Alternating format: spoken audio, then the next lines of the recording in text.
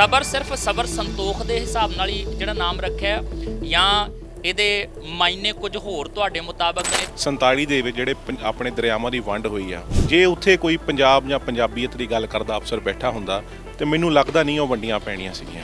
ਸੋ ਇਹ ਇੱਕ ਨਾਂ ਜਿਹੜਾ ਆ ਅਸੀਂ ਤਿੰਨ ਦਰਿਆਵਾਂ ਦੇ ਪਲੱਸ ਪੇਸ਼ੈਂਸ, ਇਹਦੇ ਦੋ ਮਤਲਬ ਨਿਕਲਦੇ ਆ। ਕਿਤੇ ਮਨ ਦੇ ਅੰਦਰ ਇਹ ਕਿਤੇ ਆਪਣੀ ਸੀਗੀ ਕਿ ਮੈਂ ਆਈਐਸ ਜਾਂ ਆਈਪੀਐਸ ਬਣਨਾ ਸੀਗਾ ਤੇ ਉਹ ਕਿਤੇ ਖਟਕਦਾ ਆ ਬੰਦੇ ਨੂੰ ਕਿ ਮੈਂ ਉਦੋਂ ਨਹੀਂ ਬਣ ਸਕਿਆ ਤੇ ਚਲੋ ਮੈਂ ਨਹੀਂ ਬਣ ਸਕਿਆ, ਮੈਂ ਹੁਣ ਹੋਰਾਂ ਨੂੰ ਬਣਾਵਾਂਗਾ। ਤੇ ਐਡਮਿਨਿਸਟ੍ਰੇਸ਼ਨ ਦੇ ਵਿੱਚ ਸਾਡਾ ਜਿਹੜਾ ਯੋਗਦਾਨ ਬਹੁਤ ਘੱਟ ਆ ਪੰਜਾਬੀਆਂ ਦਾ। ਜਿੰਨਾ ਕਿ ਅਸੀਂ ਕਰ ਸਕੀ ਅਸੀਂ ਬੱਚਿਆਂ ਨੂੰ ਸਿਵਲ ਸਰਵਿਸਿਜ਼ ਦੀ ਤਿਆਰੀ ਕਰਾਈਏ ਕਿ ਵੱਧ ਤੋਂ ਵੱਧ ਜਿਹੜੇ ਆਪਣੇ ਕਹਿ ਲਓ ਕਿ ਹਾਇਰ ਐਂਡਸ ਦੇ ਵਿੱਚ ਉੱਚੇ ਅਹੁਦਿਆਂ ਦੇ ਉੱਤੇ ਪੰਜਾਬੀ ਜਾ ਕੇ ਬੈਠਣ। ਇੱਕ ਸਿਆਣਾ ਅਫਸਰ ਹੋਵੇ ਆਪਣੇ ਪਿੰਡ ਦੇ ਨਾਲ ਉਹ 10 ਪਿੰਡਾਂ ਦਾ ਵੀ ਭਲਾ ਕਰ ਜਾਂਦਾ ਆ। ਸੋ ਇਸ ਕਰਕੇ ਅਸੀਂ ਇਹ ਜਿਹੜੀ ਸੋਚਿਆ ਕਿ ਇਸ ਜਿਹੜੀ ਤਿਆਰੀ ਨੂੰ ਸ਼ੁਰੂ ਕੀਤਾ ਜਾਵੇ। ਤੁਸੀਂ ਤਾਂ ਕਹਿੰਦੇ ਆ ਕਿ ਸਬਰ ਫਾਊਂਡੇਸ਼ਨ ਦੇ ਵੱਲੋਂ ਅਸੀਂ ਮੁਫਤ 'ਚ ਤਿਆਰੀ ਕਰਾਵਾਂਗੇ ਤੇ ਇੱਕ ਵਿਦਿਆਰਥੀ ਨੇ ਇਹਦੇ ਲਈ ਤਿਆਰੀ ਕਰਨੀ ਹੋਵੇ ਤੇ ਕਿੰਨਾ ਕੁ ਮਹੀਨੇ ਦਾ ਖਰਚਾ ਤੇ ਕਿੰਨਾ ਕੁ ਸਾਲ ਦਾ ਖਰਚਾ? ਵੈਸੇ ਪ੍ਰੋਪਰ ਸਿਵਲ ਸਰਵਿਸਿਜ਼ ਦੀ ਆਪਾਂ ਤਿਆਰੀ ਕਰਨ ਦੀ ਗੱਲ ਕਰਦੇ ਆ ਤੇ 1 ਮਹੀਨੇ ਦਾ ਦਿੱਲੀ ਜਾ ਕੇ 1.5 ਤੋਂ 2 ਲੱਖ ਰੁਪਏ ਦਾ ਖਰਚਾ ਹੈ ਜੀ। ਜੇ ਤੁਸੀਂ ਨੋਟਸ ਹੀ ਲੈਣੇ ਆ ਤਾਂ 70 ਤੋਂ 80 ਹਜ਼ਾਰ 'ਚ ਤੁਹਾਨੂੰ ਨੋਟਸ ਮਿਲਦੇ ਆ ਜੀ ਉੱਥੇ। ਸੋਚ ਇਹ ਹੈ ਕਿ ਹਰ ਪਿੰਡ ਦੇ ਵਿੱਚ ਐਟਲੀਸਟ ਇੱਕ ਬੱਚਾ ਤਾਂ ਆਪਾਂ ਚੂਜ਼ ਕਰ ਸਕਦੇ ਨਾ ਜੀ। ਜੇ ਕੱਲ ਨੂੰ 12000 ਬੱਚਾ ਆਪਣਾ ਪੰਜਾਬ ਦਾ ਐਂਟਰੈਂਸ ਐਗਜ਼ਾਮ ਦਊਗਾ, ਗਰੰਟੀ ਆ 100-200 ਦਾ ਚੋਣ ਹੋਊਗੀ ਜੀ ਉਹਦੇ ਵਿੱਚ। ਆਰਥਿਕ ਜੇ ਪੈਕੇਜ ਤੁਹਾਡੇ ਕੋਲ ਨਹੀਂ ਆ, ਰਿਸੋਰਸ ਪੂਰੇ ਨਹੀਂ ਆ ਤੇ ਫਿਰ ਇਹ ਗੱਲਾਂ ਹੀ ਬਣ ਕੇ ਰਹਿ ਜਾਣੀਆਂ, ਉਹ ਕੋਈ ਸਾਰਥਕ ਨਤੀਜੇ ਦੇ ਨਹੀਂ ਪਾਉਣਗੀਆਂ। ਖਾਲਸਾ ਏਡ ਸਾਡਾ ਖਰਚਾ ਚੱਕ ਰਹੀ ਹੈ ਸਾਡਾ ਇਸ ਪ੍ਰੋਜੈਕਟ ਦੇ ਉੱਤੇ। ਦੇਖੋ ਗੱਲ ਇਹ ਕਿ ਇੱਕ ਵਿਲ ਹੋਣੀ ਚਾਹੀਦੀ ਆ। ਜਦੋਂ ਆਪਾਂ ਕਿਸੇ ਰਸਤੇ ਤੇ ਤੁਰ ਪੈਂਦੇ ਆ ਤੇ ਕਹਿ ਲਓ ਕਿ ਆਪਾਂ ਆਪਣੇ ਆਪ ਹੀ ਮੰਜ਼ਿਲ ਤੇ ਪਹੁੰਚ ਜਾਂਦੇ ਆ। ਪੰਜਾਬ ਦੇ ਸਾਡੇ ਬਹੁਤ ਸਾਰੇ ਕਲਾਕਾਰ ਆ ਜਿਹੜੇ ਹਰ ਮੰਚ ਤੋਂ ਹਰ ਇੰਟਰਵਿਊ 'ਚ ਕਹਿੰਦੇ ਅਸੀਂ ਤਾਂ ਜੀ ਪੰਜਾਬ ਦੇ ਮੁੱਦੇ ਹੀ ਆ, ਅਸੀਂ ਤਾਂ ਪੰਜਾਬ ਦੀ ਸੇਵਾ ਕਰਦੇ, ਪੰਜਾਬ ਨੂੰ ਬਚਾਉਣ ਲਈ ਕਈ ਤਾਂ ਦਾਅਵੇ ਵੀ ਕਰਦੇ ਕਿ ਅਸੀਂ ਬਚਾ ਲਿਆ, ਆਹ ਕਰਤਾ ਉਹ ਕਰਤਾ। ਤੁਸੀਂ ਇਸ ਚੀਜ਼ ਲਈ ਸਿਰਫ ਇੰਨੀ ਕੁ ਦਰਖਾਸਤ ਕੀਤੀ ਸੀ ਕਿ ਪ੍ਰਮੋਟ ਕਰ ਦਿਓ ਥੋੜਾ ਜਿਹਾ, ਤੇ ਰਿਸਪੌਂਸ ਕਹਿੰਦੇ ਕੋਈ ਬਹੁਤਾ ਜ਼ਿਆਦਾ ਸਾਰਥਕ ਮਿਲਿਆ ਨਹੀਂ ਅੱਗੇ। ਕਾਫੀ ਕਲਾਕਾਰਾਂ ਕੋ ਅਸੀਂ ਰਿਕੁਐਸਟ ਕੀਤੀ ਕਿ ਕਿਉਂਕਿ ਬਹੁਤ ਜ਼ਿਆਦਾ ਇੰਟਰਵਿਊਜ਼ ਦੇ ਵਿੱਚ ਮੰਚ ਦੇ ਕਹਿੰਦੇ ਅਸੀਂ ਪੰਜਾਬ ਬੋਲੀ ਦੀ ਸੇਵਾ ਕਰਦੇ ਹਾਂ, ਕਿਸੇ ਨੇ ਵੀ ਕੋਈ ਸਾਥ ਦੇਣ ਦੇ ਨਹੀਂ ਕੀਤਾ। ਕਿ ਜਿੱਦਾਂ ਕਿਸੇ ਨੇ ਇੱਥੋਂ ਤੱਕ ਕਿ ਅਸੀਂ ਇਹੀ ਕਹਿ ਰਹੇ ਸੀ ਕਿ ਸਾਡੇ ਪੋਰਟਲ ਨੂੰ ਪ੍ਰਮੋਟ ਕੀਤਾ ਜਾਵੇ। ਲੱਖਾਂ ਕਰੋੜਾਂ ਲੋਕ ਤੁਹਾਨੂੰ ਸੁਣਦੇ ਆ, ਫੋਲੋ ਕਰਦੇ ਆ, ਤੇ ਹੋ ਸਕਦਾ ਕਿ ਜੇ ਅੱਜ ਸਾਡੇ ਕੋਲ 1000 ਐਂਟਰੀਜ਼ ਆਈਆਂ, ਤੁਹਾਡੇ ਕਰਕੇ ਸਾਡੇ ਕੋਲ 10000 ਐਂਟਰੀਜ਼ ਆ ਜਾਂਦੀਆਂ। ਪੰਜਾਬ ਦੇ ਕਿਸੇ ਕੋਨੇ 'ਚ ਬੈਠਾ ਕੋਈ ਵਿਦਿਆਰਥੀ ਉਹਨੂੰ ਲੱਗਦਾ ਕਿ ਮੈਂ ਕੈਪੇਬਲ ਹੈਗਾ ਆ, ਤੇ ਉਹ ਕਿਸ ਤਰੀਕੇ ਨਾਲ ਤੁਹਾਡੀ ਸੰਸਥਾ ਦੇ ਨਾਲ ਸਬਰ ਫਾਊਂਡੇਸ਼ਨ ਦੇ ਨਾਲ ਰਾਬਤਾ ਬਣਾਵੇ? ਦੇਖੋ ਸਾਡਾ ਜਿਹੜਾ ਫਾਰਮ ਆ ਉਹ ਹੈਗਾ ਵੈਬਸਾਈਟ ਹੈ ਜੀ www.sabar.org.in ਦੇ ਉੱਪਰ ਜੀ। ਸਬਰ ਸੰਤੋਖ ਆਪਣੇ ਦਰਿਆਵਾਂ ਦੀ ਵੰਡ ਦਾਅਵੇ ਵੀ ਕਰ ਸਬਰ ਕੈਪੇਬਲ ਹੈਗਾ ਆ, ਖਾਲਸਾ ਏਡ ਪੰਜਾਬ ਦੀ ਸੇਵਾ। ਖਾਲਸਾ ਏਡ ਸਾਡਾ ਖਰਚਾ ਚੱਕ ਰਹੀ ਹੈ। ਸਤਿ ਸ਼੍ਰੀ ਅਕਾਲ, ਮੈਂ ਹਾਂ ਜਸਵੀਰ ਤੇ ਟੀਵੀ ਪੰਜਾਬ ਤੇ ਤੁਹਾਡਾ ਸਵਾਗਤ ਹੈ।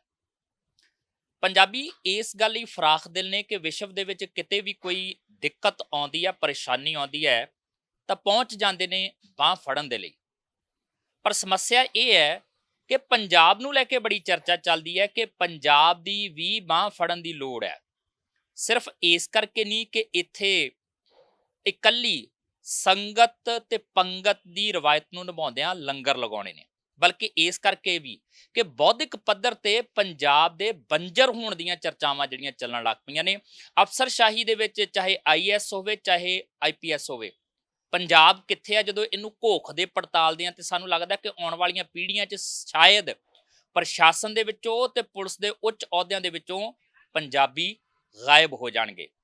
ਤੇ ਸਾਡੇ ਮੁਕਾਬਲੇ ਦੇ ਵਿੱਚ ਬਿਹਾਰ, ਜਿਹੜਾ ਭਾਰਤ ਦੇ ਸਭ ਤੋਂ ਗਰੀਬ ਸੂਬਿਆਂ ਦੇ ਵਿੱਚ ਆਉਂਦਾ ਆ, ਉਹਦਾ ਇੱਕ ਪਿੰਡ ਕਮਰੌਲੀ, ਉਸ ਪਿੰਡ ਦੀ 3200 ਦੀ ਆਬਾਦੀ ਹੈ, 7 ਆਈਐਸ ਅਧਿਕਾਰੀ ਨੇ ਤੇ ਉਹਨੂੰ ਆਈਐਸ ਦਾ ਪਿੰਡ ਜਿਹੜਾ ਆ ਉਹ ਕਿਹਾ ਜਾਂਦਾ ਹੈ।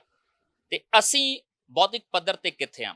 ਹੁਣ ਕੋਸ਼ਿਸ਼ ਕੀਤੀ ਜਾ ਰਹੀ ਹੈ ਕਿ ਜਿੱਥੇ ਸੰਗਤ ਤੇ ਪੰਗਤ ਦੇ ਲੰਗਰ ਦੀ ਵਿਵਸਥਾ ਪੰਜਾਬ ਕਰਦਾ, ਉੱਥੇ ਹੀ ਬੌਧਿਕ ਤੌਰ ਤੇ ਐਜੂਕੇਸ਼ਨ ਦੇ ਮਾਮਲੇ ਦੇ ਵਿੱਚ ਵੀ ਇੱਕ ਲੰਗਰ ਕਹਿ ਲਓ, ਇੱਕ ਸੋਸ਼ਲ ਸਰਵਿਸ ਕਹਿ ਲਓ, ਜਾਂ ਪੰਜਾਬ ਨੂੰ ਬੌਧਿਕ ਪੱਧਰ ਤੇ ਜ਼ਰਖੇਜ਼ ਬਣਾਉਣ ਦੀ ਕਵਾਇਦ ਕਹਿ ਲਓ। ਸਬਰ ਫਾਊਂਡੇਸ਼ਨ ਉਹਦੇ ਵੱਲੋਂ ਪਹਿਲ ਕਦਮੀ ਕੀਤੀ ਜਾ ਰਹੀ ਹੈ ਕਿ ਪੰਜਾਬ ਦੇ ਵਿੱਚ ਆਈਐਸ ਆਈਪੀਐਸ ਇਹਦੇ ਲਈ ਮੁਫਤ ਦੇ ਵਿੱਚ ਟ੍ਰੇਨਿੰਗ ਦਿੱਤੀ ਜਾਏਗੀ, ਤਾਂ ਕਿ ਪੰਜਾਬ ਦੇ ਨੌਜਵਾਨ ਜਿਹੜੀ ਮਹਿੰਗੀ ਪੜ੍ਹਾਈ ਕਈ ਵਾਰੀ ਇਸ ਕਰਕੇ ਛੱਡ ਦਿੰਦੇ ਕਿ ਭਾਈ ਇੰਨਾ ਪੈਸਾ ਨਹੀਂ ਖਰਚਿਆ ਜਾ ਸਕਦਾ, ਉਹਨਾਂ ਨੂੰ ਇੱਕ ਤਾਂ ਮਾਰਗਦਰਸ਼ਨ ਮਿਲੇ, ਦੂਜਾ ਮਦਦ ਵੀ ਮਿਲੇ।